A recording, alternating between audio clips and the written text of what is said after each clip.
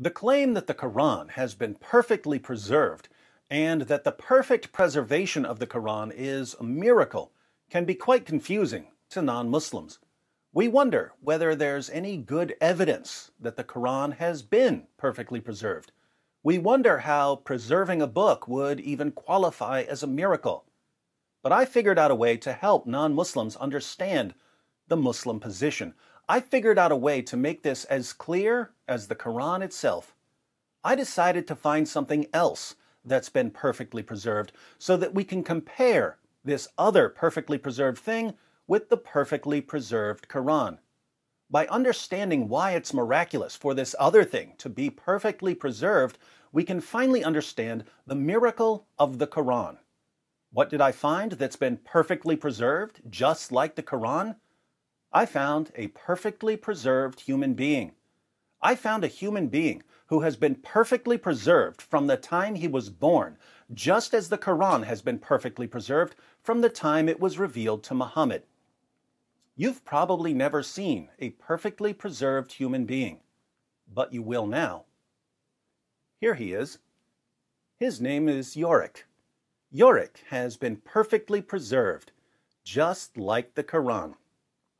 Just as the Quran has never changed since the time it was revealed, so also Yorick has never changed since the day he was born. Notice how every bone in Yorick's body has been perfectly preserved, just as every verse in Surah 33 of the Quran has been perfectly preserved, even though more than 200 verses are missing from that one chapter. Notice that none of Yorick's muscles are missing, just as no chapters of the Quran are missing, even though Muhammad's companion Abu Musa said that 2 chapters of the Quran were lost because Muslims were too lazy to recite them, and another 2 chapters were excluded because Muslims didn't realize they were supposed to be in the Quran. Notice that Yorick still has all of his internal organs, just as the Quran still has all of the passages that were lost forever when the only Muslims who had them memorized died in battle.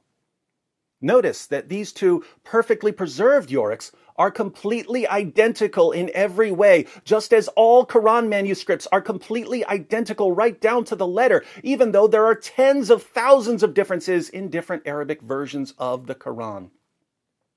Now, you may still be confused. You may be wondering how Yorick can be perfectly preserved when, to you, he doesn't look like he's been perfectly preserved. But I have 2 responses.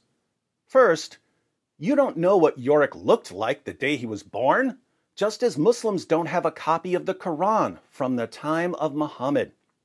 Uthman burned all of the early copies of the Quran to cover up the differences.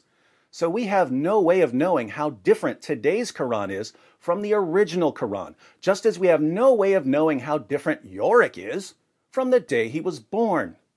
Second, if you don't believe that Yorick has been perfectly preserved from the day he was born, you don't understand how Islamic reasoning works. Yorick has been perfectly preserved because I say that he's been perfectly preserved, just as the Quran has been perfectly preserved because the compulsive liars we call Muslim scholars say that the Quran has been perfectly preserved.